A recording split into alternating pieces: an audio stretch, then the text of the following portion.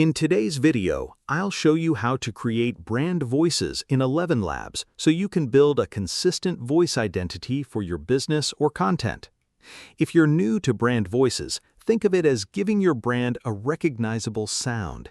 Instead of using different voices each time, you create one consistent voice that represents your style, tone, and personality.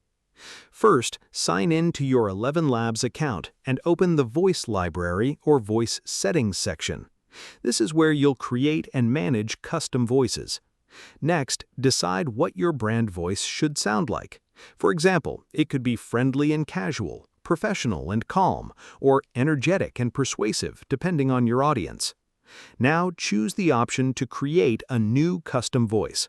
Upload a high-quality audio sample that reflects your desired tone. The clearer and more consistent the recording, the better the final voice model will be.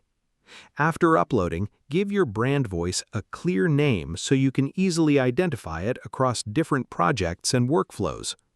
Once the upload is complete, start the voice creation process.